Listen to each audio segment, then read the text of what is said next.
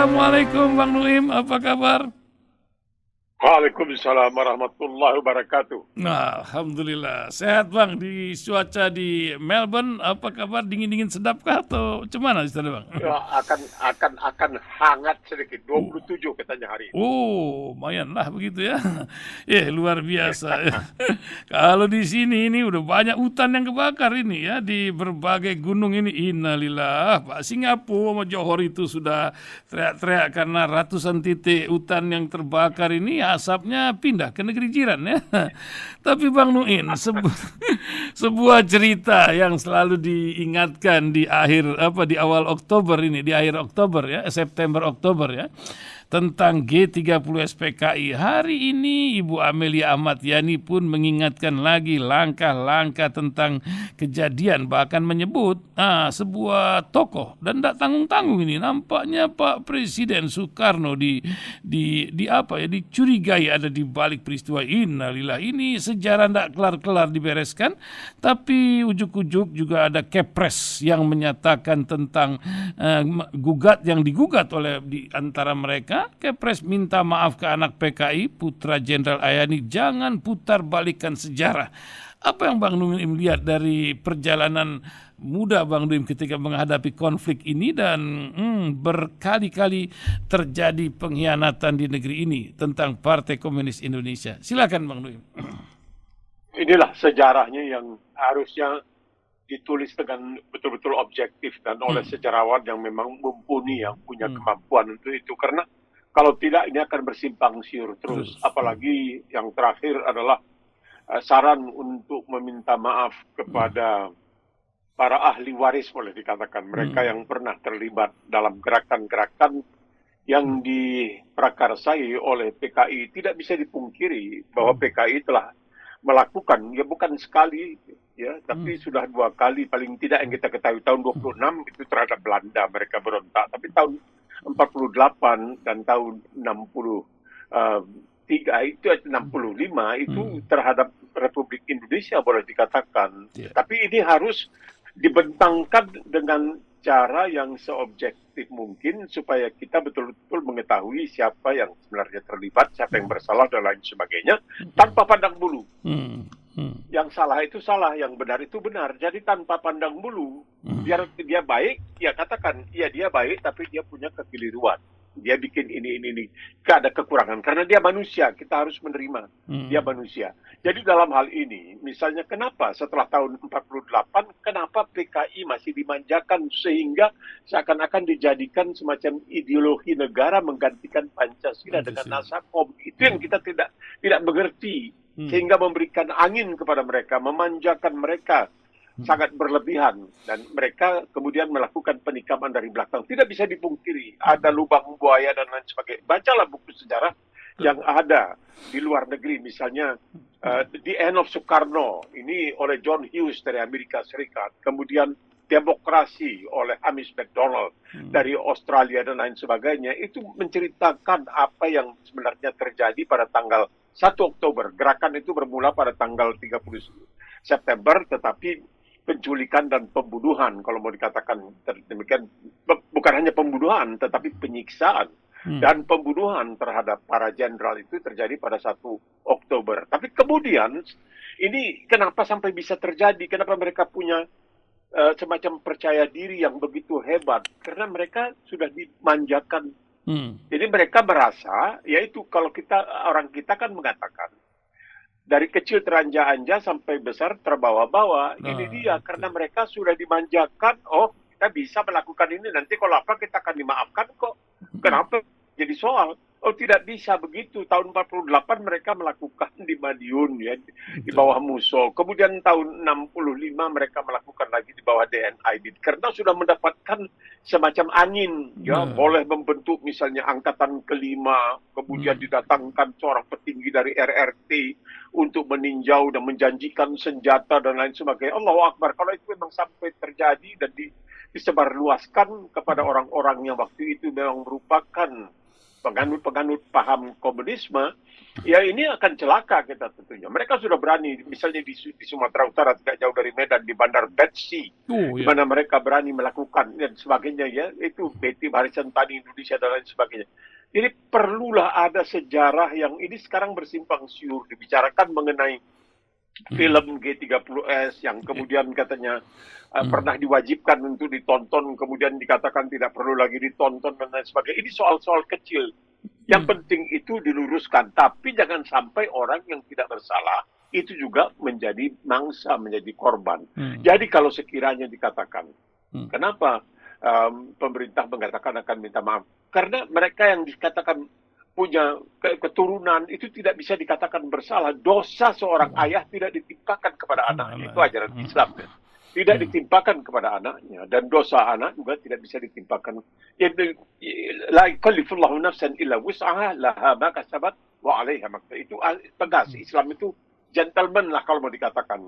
Jadi dalam bahasa Melayunya, bahasa Indonesia, tangan menyencang, bahu memikul. Kalau kamu yang bikin dosa, kamu yang akan menanggungkan dosa itu, bukan orang lain. Nah, ini yang sebenarnya waktu terjadi itu kebablasan barangkali. Tapi ya, begitulah namanya manusia dalam mengurus hal-hal yang seperti ini. Nah, sekarang tiba-tiba jadi keriuh rendahan. Tentu seorang keturunan Jenderal Ayani ya merasa kenapa? Karena ayahnya ya telah diperlakukan dengan sangat tidak manusiawi, disiksa kemudian dibunuh dan lain sebagainya. Jadi Jenderal Parman, Jenderal Panjaitan, macam-macam, ya tentu mereka merasa kecewa karena seakan-akan yang pemerintah ini berminta maaf karena telah melakukan hal-hal pengganjaran terhadap mereka yang telah melakukan hal itu. Ya kita tahu bahwa DNA Aidit itu akhirnya tewas dan lain sebagainya. Syam diperkarakan dan lain sebagainya. Kita tahu Dr. Subandrio dengan intelijen sebagai seorang menteri luar negeri yang sangat sangat berpengaruh, orang yang kedua boleh dikatakan dalam pemerintah Soekarno. Nah, Soekarno sendiri juga mengatakan dia pernah mencela habis-habisan muktamar para alim ulama di Sumatera Selatan karena menolak PKI. Karena PKI itu tidak ke dalam ajaran komunisme. Religion is the opiate of the people. Artinya agama itu adalah candu bagi rakyat. Maka tidak disukai agama itu. Itu dalam ajaran komunis. Nah, orang Muslim dan Pancasila mengatakan ketuhanan yang Maha Esa. Jadi di sini ada tubrukan. Tetapi apakah anak cucu mereka yang tidak melakukan kejahatan harus juga menanggungkan? Itu yang perlu. Ini kebablasan. Islam tegas. Berperang pun wala ta'tadun, jangan berlebihan. Dalam berperang pun Islam mengatakan tidak boleh berlebihan. Nah, itu dia, tidak boleh berlebihan. Bahkan dalam perang itu yang suka dikomentari oleh orang-orang seperti Profesor Ramakrishna Rao, orang-orang seperti Lamarck. Ini mengatakan Islam itu sangat proporsional, begitulah. Mereka yang mengatakan, ya, bukan kita sebagai Muslim kita menerimanya. Jadi ini yang barangkali perlu diluruskan. Tulislah sejarah yang sebenarnya. Jangan kita harus mengandalkan buku The End of Soekarno oleh John Hughes dari Amerika, kemudian Demokrasi oleh Hamish MacDonald. Kesian juga pada diri kita. Ini barangkali pangkal dari segala. Karena sebenarnya konstitusi kita itu sudah luar biasa. Berarti berkali-kali banyak pemimpin negeri ini melenceng dari konstitusi yang sudah luar biasa. Tapi nampaknya waktu pondasi konstitusi ini dibuat, PKI itu sedang hengkang. Ya, diantaranya ke Australia, ke Cina, dan ke berbagai tempat. Bagaimana kisah yang Bang Nuim bisa ingatkan ini tentang pondasi bangsa ini yang sering kali dilanggar oleh banyak pemimpin bangsa ini, Bang? Iya, ini masalahnya tetap ada konstitusi, artinya undang-undang dasar. Ya, itu undang-undang dasar itu dasarnya, ya, asasnya itu. Oke. Nah, itu sudah disepakati dan lain sebagainya. Tapi begitu mudah untuk melakukan perubahan. Ini Australia yang tanggal 14 Oktober ingin menambahkan sesuatu di dalam undang-undang dasarnya. Untuk itu diadakan referendum. Hanya rakyat yang berhak. Rakyat yang berhak untuk mengubah undang-undang atau menambah, mengurangi, menambah. Nah, tidak dengan mudah bisa saya tahu ada seorang profesor non-Muslim yang ya saya kenal dulu, saya suka itu. Dia mengatakan, oh saya itu yang sangat berperan kata dalam Perubahan 2002. tidak perlu misalnya dengan mengatakan seorang warga negara Indonesia asli dan lain sebagainya, itu saya sudah yang jadi dengan bangga. Padahal itu adalah kesepakatan rakyat secara keseluruhan seharusnya, karena itu merupakan cerminan dari kedaulatan rakyat itu. Tapi pengubahan itu mudah sekarang ini melalui misalnya Mahkamah Konstitusi dan lain sebagainya. Mungkin ada kepentingan pribadi dan lain sebagainya bisa. Jadi seharusnya bukan oleh DPR, bukan oleh MPR di Australia ini, bukan oleh Senat, bukan oleh DPR, tetapi oleh rakyat secara keseluruhan. Dan tidak mudah di Australia ini untuk mengubah undang-undang dasar mereka. Misalnya ketika akan menghapuskan sistem kerajaan, di mana Raja Inggris, sekarang ini dahulu Ratu Inggris dianggap sebagai kepala negara tituler dari Australia, itu ditolak oleh rakyatnya. Itu kemauan rakyatnya. Ini tanggal 14 Oktober akan diadakan lagi satu referendum mengenai suara, istilahnya, agar kaum pribumi itu punya suara yang bisa disampaikan kepada parlemen. Nanti parlemen membahas. Bukan merupakan kewajiban parlemen untuk mematuhi permintaan itu, tetapi sekadar untuk menerima permintaan dari kalangan pribumi, meminta ya supaya saya kalau bisa ini kita dibahaslah untuk kepentingan kami. Nah, kalau parlemen berkenan, maka parlemen akan membahasnya. Tetapi semua ini akan ditentukan oleh mayoritas rakyat, karena kita menganggap bahwa yang paling berkuasa itu rakyat, bukan oligarki, bukan rakyat. Itu yang harusnya mesti kita jujur ya. Ini kan baru keluar sekarang ini, baru keluar ranking gitu, jadi pemeringkatan bahwa IQ, yaitu maksudnya cerminan dari kecerdasan orang, kita itu hanya di atas Timor Leste begitu. Kita kalah di Asia pun, kita dianggap masih kurang cerdas. Jadi kalau anggaran dasar, undang-undang dasar kita mengatakan perlunya melakukan mencerdaskan kehidupan bangsa dan lain sebagainya, ya berilah pendidikan yang sebenar-benarnya supaya mereka bisa ikut turut memikirkan nasib rakyat, nasib diri mereka sendiri. Iya, luar biasa. Memang di pendidikan, kesehatan dan lain-lain, perubahan dilakukan sembarangan akibatnya. Bang Nuim, kita lihat ada perubahan yang sedang diusahakan di pertemuan sidang umum PBB ke-78, Bang Nuim, soal peta Timur Tengah. Ketika Jerman uring-uringan pada pasal Israel, Benjamin Netanyahu membawa peta Timur Tengah tanpa Palestina. Ini Jerman yang langsung protes. Kan saya pernah dengar itu benderanya Israel itu biru, atas bawah itu Tigris sampai Eufrat.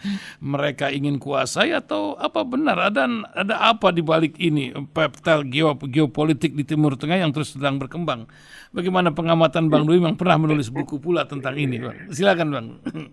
Ya, kita melihat ya. Saya pernah mengatakan waktu itu membongkar kesaktian Israel. Jadi Israel itu sakti. Itu tidak bisa dipungkiri. Masalahnya begini, ini aneh bin ajaib bahwa manusia tidak melihat seperti yang kita orang-orang awam ini melihatnya, atau sengaja tidak mau melihat. Orang Inggris mengatakan none so blind as those who don't want to see. Jadi tidak ada orang yang lebih buta daripada mereka yang tidak mau melihat. Melihat begini, sekarang orang bicara mengenai Azerbaijan dengan Armenia di Nagorno-Karabakh. Ribut, Nagorno-Karabakh begini. Itu wilayah diakui oleh PBB sebagai wilayah Azerbaijan. Tapi karena korbannya bukan Muslim dan dianggap yang melakukan penindasan adalah Muslim, itu dibesar-besarkan. Kenapa tidak bicara mengenai seorang Palestina? Kenapa mereka yang itu Nagorno-Karabakh? Kenapa ribut mengenai soal Ukraina, Rusia masuk ke sana, tapi tidak ribut mengenai soal Israel dan Palestina. Palestina kan punya hak. Sekarang mereka masuk. Terjadi macam-macam. Mereka sekarang merayakan Sukkot kalau tidak salah. Perayaan setelah Rosh Hashanah, setelah tahun baru itu. Mereka selama seminggu itu merayakan dan ingin masuk ke dalam Masjidil Aqsa dan lain sebagainya. Dan itu dilindungi oleh tentara polisi karena pemerintahnya sekarang ini di Israel memang sangat kanan.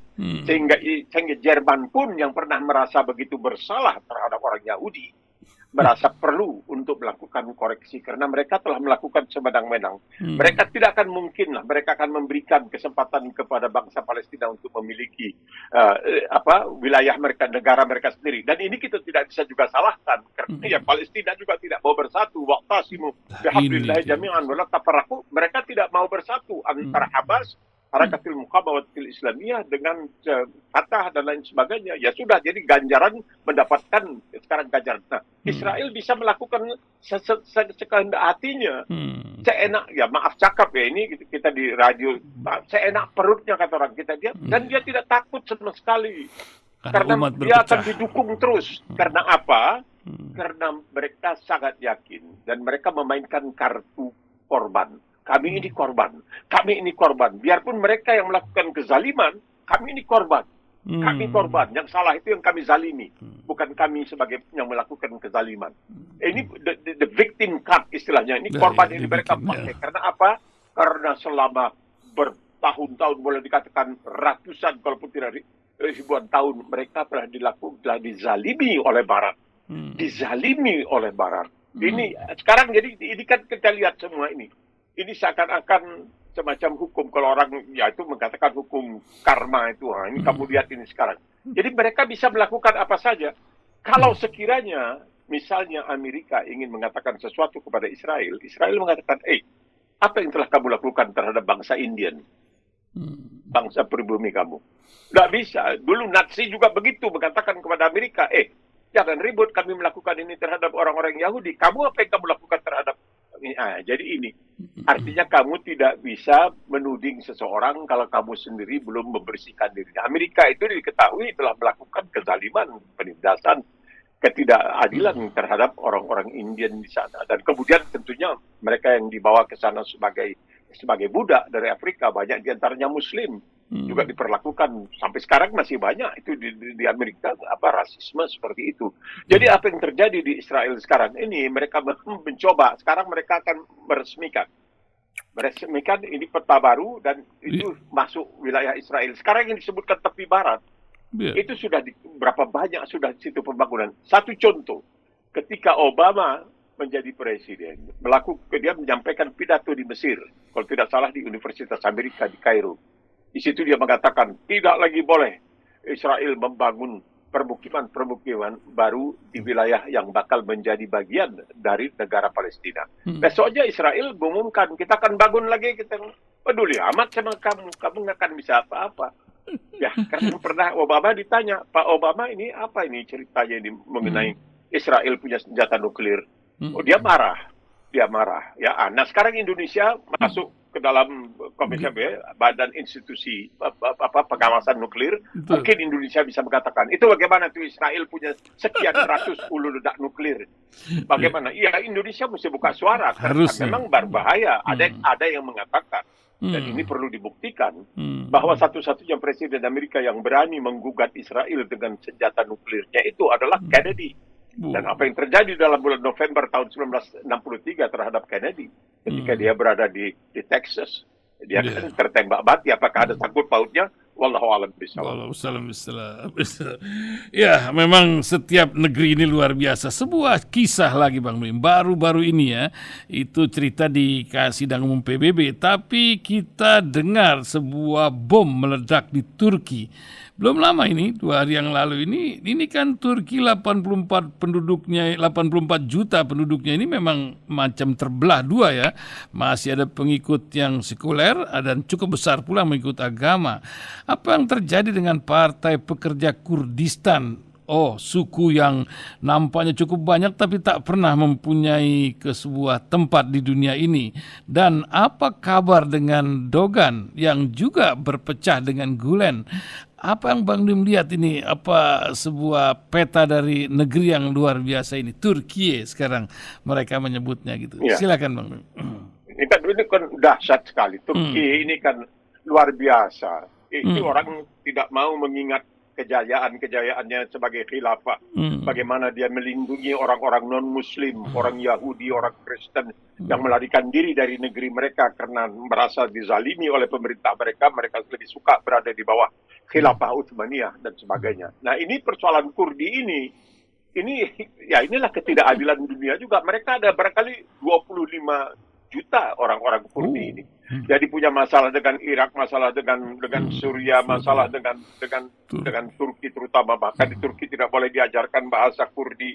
Itu kalau tidak salah seorang pemimpin Kurdi itu pernah ditangkap di Kenya kalau tidak salah.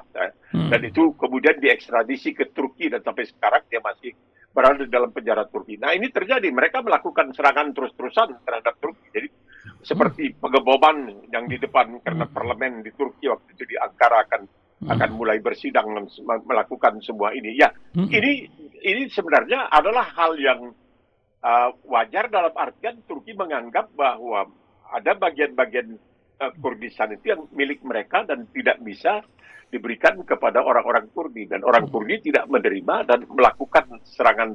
Ya, kalau sekarang ini disebutnya teroris tentunya, ya, serangan teroris dan lain sebagainya. Tapi kalau kita pikir kenapa bangsa Kurdi tidak punya negeri sendiri, mereka punya begitu banyak. Ada negara yang penduduknya tidak sampai 1 juta orang itu dianggap sebagai sebuah negara. Inilah ketidakadilan yang kita lihat yang ada di dunia sekarang. Ya, sebagai Muslim kita menerima ya Sultan Salahuddin Al-Ayyubi itu orang Kurdi, itu bukan orang Arab, itu juga orang dia Muslim. Jadi kita melihat semua ini juga dengan hati yang agak barangkali kecewa dengan keadaan dunia ini. Memang manusia itu tidak sempurna, tetapi seperti yang dikatakan oleh Karen Armstrong, ya, seorang mantan biarawati dalam bukunya, terutama mengenai Islam itu, dia selalu menekankan Islam itu sangat mementingkan keadilan. Itu yang paling penting, sehingga ketika kamu berbuat adil itu terhadap diri kamu sendiri. Nah, itu bagaimana? Terhadap orang tua kamu, terhadap yang kaya, yang miskin dan lain sebagainya. Inilah keadilan ini yang tidak ada, makanya terjadi kacau balau seperti ini. Kalau sekiranya barangkali, kenapa misalnya di gerbang pintu masuk Fakultas Hukum Universitas Harvard di Amerika Serikat, universitas tertua yang selalu dikatakan universitas terjitu di dunia, mereka mengutip dari An-Nisa 135. Kenapa misalnya di Mahkamah Konstitusi kita di Jakarta juga dikutip ayat dari An-Nisa? Ini menunjukkan perlunya keadilan, tapi keadilan itu, kata orang Inggris, bukan saja harus dijalankan, tetapi harus terlihat dijalankan. Kalau tidak, dia tidak. Makanya orang seperti Rasulullah SAW itu mengatakan, kalau sekiranya anak aku yang aku cintai mencuri, aku potong tangannya. Tidak pilih kasih. Jadi Islam itu tidak menerima nepotisme seperti itu, tidak diterima kecuali kalau mampu. Bahkan mampu, misalnya di zaman Umar bin Khattab, itu adalah salah seorang anaknya itu dianggap sangat pintar, sangat cerdas, tapi tidak diberikan kesempatan karena takut nanti bisa menyalahgunakan kekuasaan. Karena kita tahu bagaimana Umar bin Khattab itu begitu tegasnya luar biasa, sehingga dia misalnya tidak memberikan kesempatan kepada anaknya untuk ikut berkiprah.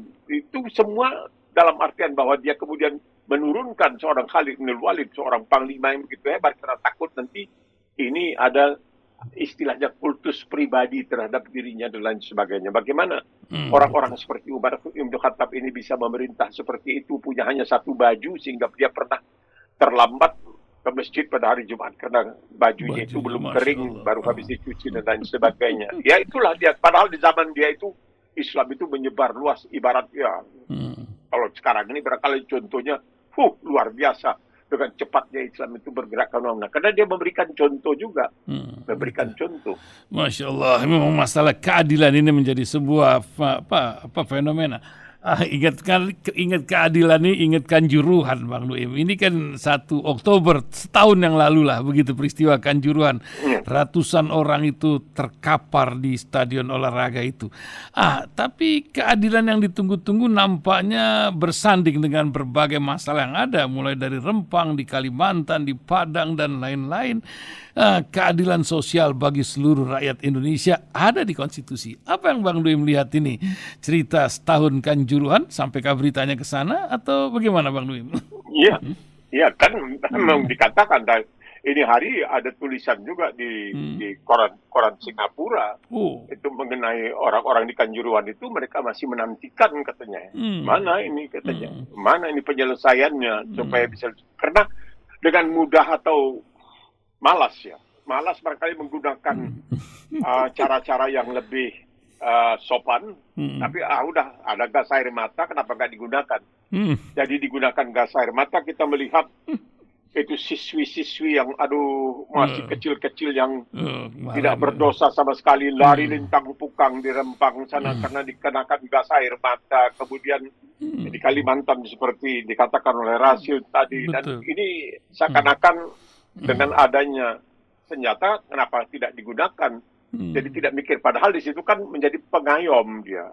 Menjadi dia harus mengayomi, bukan melakukan penembakan. Nah ini yang masih dituntut. Karena mungkin ya barangkali ada upacara-upacara lain yang lebih dipentingkan daripada menyelesaikan masalah-masalah seperti ini. Karena bukan hanya persoalan hak asasi manusia dari sanak keluarga, keturunan PKI. Ini yang baru di depan mata yang terjadi kilometer 50 saja pun kita tidak mendengar. Memang pengadilan sudah memutuskan, tapi kan kalau dilihat adanya barangkali kekurangan dalam keputusan itu, tidak begitu naluri kita sebagai manusia, katakan apakah pantas yang melakukan semua itu dianggap ya tidak melakukan kejahatan yang besar, sedangkan dalam Islam dikatakan menghilangkan satu nyawa tanpa pembenaran itu sama menghilangkan nyawa kemanusiaan dan lain sebagainya. Jadi susah juga kita ini. Ya, mungkin lagi sibuk ini ngurusin peresmian kereta cepat. Bang Nuim kalau ke Jakarta coba nih naik kereta cepat dari Halim ke Bandung, tapi Bandungnya tuh Bandung coret sana. Nanti katanya mau nyambung lagi ke Surabaya, begitu kabarnya.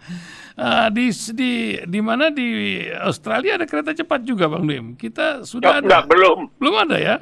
Belum ada. Saya hanya naik kereta cepat satu kali dari Amsterdam ke Paris, kemudian dari Beijing ke Shanghai. Ya sama saja, cuma larinya memang tidak langsung dia lari 300 km, tidak, berangsur-angsur. Tapi kalau sekiranya stasiun persinggahannya begitu banyak, padahal jaraknya begitu dekat, ya dalam tanda kutip ya begitu dekat antara Jakarta dengan Bandung, apakah ada kesempatan kereta api ini bisa melaju ya dengan kecepatan? Karena tidak terasa. Yang kita lihat itu, kalau saya perhatikan misalnya ketika dari Amsterdam ke Paris pada waktu itu, kita tahu bahwa kita cepat itu memang di situ ditulis ya, kereta api sudah sekarang berlari dengan kecepatan 300 km. Kita melihat bagaimana dia menyalip ya mobil-mobil, truk-truk yang ada di jalan yang sejajar dengan rel kereta api dan lain sebagainya. Ya tidak terlalu hebat. Tapi kalau untuk misalnya Jakarta Surabaya ya masuk akal, karena begini, masalah kereta cepat ini juga biayanya barangkali sudah terlalu. Kalau saya lihat ya, kalau saya tidak salah, itu kereta cepat dari Tiongkok Selatan ke Laos jaraknya hampir 1.300 km. Itu biayanya 6 miliar kalau saya tidak salah. 6 miliar. Kemudian kereta cepat dari Teheran ke Isfahan. Itu yang saya belum pernah ke Isfahan. Itu katanya kota yang indah sekali di Iran. Itu jaraknya kira-kira 450 km. Dibangun oleh, kalau tidak salah, perusahaan Cina yang sama yang membangun Jakarta Bandung. Itu 450 km biayanya kalau tidak salah 3 miliar euro. Ya, sedangkan Jakarta Bandung biayanya hampir 6 atau 7 miliar. Dan itu pinjaman dari Tiongkok itu bunganya sekarang udah 3,4%. dan kemudian mungkin akan naik lagi. Padahal waktu itu kabarnya Jepangnya ikut tender, mengatakan yang saya pernah lihat kebetulan tahun 2017 saya berada di Tokyo, itu saya mengikuti ada seorang profesor ahli keuangan Jepang itu, dia bertanya, heran kenapa kepada Indonesia ditawarkan pinjaman dengan bunga 0,1%, ditolak, tapi 2,1% dari Tiongkok diterima. Ya, kita tidak tahu pertimbangannya. Itu harus ditanyakan kepada pemerintah. Kita kan orang awam, kita nggak ngerti apa-apa. Nanti saatnya. Luar biasa. Bang Nuim, terakhir ini, apa ingatan kita di tengah dunia yang makin banyak bencana ini, sampai New York pun kebanjiran. Untung gubernurnya bukan gubernur yang lama di Indonesia. Nanti salah lagi. Bagaimana Bang Nuim melihat bulan yang penuh berkah ini, kita menyebutnya bulan Maulid, mungkin menjadi pengingat sebagai penutup kita di pagi hari ini juga Bang Nuim, di tengah alam yang macam begini. Silakan Bang Nuim. Ya, ini banyak kejadian-kejadian itu bulan Rabiul Awal itu banyak sekali kejadian seperti kita sebutkan hari Senin yang lalu, bahwa mengenai tanggal lahir itu juga ada pandangan tanggal 2, tanggal 8, tanggal 9, tanggal 10, tanggal 18 dan sebagainya.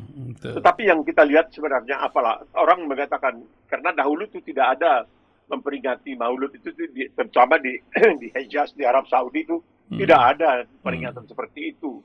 Karena Rasulullah SAW sendiri mengatakan, jangan bicara mengenai diri aku, jangan bicara mengenai Rasulnya, bicara mengenai risalahnya. Nah, risalahnya itu adalah ketika kita misalnya, ya ini dalam Al-Quran juga dikatakan ya, bahwa yang paling dalam orang-orang Muslim itu kalau berjalan, hamba-hambaku yang maha pengasih ialah orang yang berjalan. Jadi hamba-hamba yang dari maha pengasih Allah yang dalam perjalanan itu di bumi dengan rendah hati, tidak menepuk dada, tidak dengan takabur dan lain sebagainya. Dan ketika ada buzzer misalnya yang dibayar entah berapa melakukan pencemooh dan lain sebagainya, ya kita hanya mengatakan kepada mereka, ya mudah-mudahan kamu selamat, diselamatkan Allah Subhanahu Wa Taala. Jadi penyelamatan itu bisa terjadi dalam. Cuma itulah yang dikatakan, kita tidak tahu kapan kita akan dipanggil kembali untuk ya mempertanggungjawabkan nanti segala. Makanya setiap ada kesempatan taubat itu kita harus bertaubat. Dalam setiap kesempatan kita bertaubat, karena kita tidak tahu kapan. Sekarang ini banyak yang mati mendadak dan lain sebagainya. Oh, di sana juga betul. Di sini di Australia juga macam gitu, Bang. Di mana-mana ya. Ya, banyak terjadi. Ya, jadi itu yang harus menjadi barangkali pegangan. Ada kesempatan, cobalah bertaubat dan tidak sombong. Orang mengatakan yang jelek, kita mengatakan salam atas kamu. Biarlah kamu mencatatkan yang jelek-jelek terhadap dia. Bilang kadrun itu nggak apa-apa. Itu tidak menjadi persoalan. Itu bagi kami tidak menjadi persoalan yang dianggap sebagai kadrun dan lain sebagainya. Kami ucapkan mudah-mudahan kamu dibukakan mata hati kamu agar kamu bisa melihat sebenarnya. Tidak dikatakan bahwa ada yang mengatakan, jangan katakan kepada orang, oh aku Muslim, aku lebih baik dari Anda. Aku Muslim, kamu coba pelajari Islam, mungkin kamu akan menjadi lebih baik. Itu saja. Itu penting. Masya Allah. Masya Allah. Terima kasih Bang Nuim. Pagi hari ini 30 menit kita sudah berbincang. Mudah-mudahan Allah memberikan kesehatan, keberkahan dan kemanfaatan untuk banyak orang dari seorang Nuim Hayat yang makin senior. Makasih Bang Nuim. Assalamualaikum warahmatullahi wabarakatuh. Waalaikumsalam warahmatullahi wabarakatuh.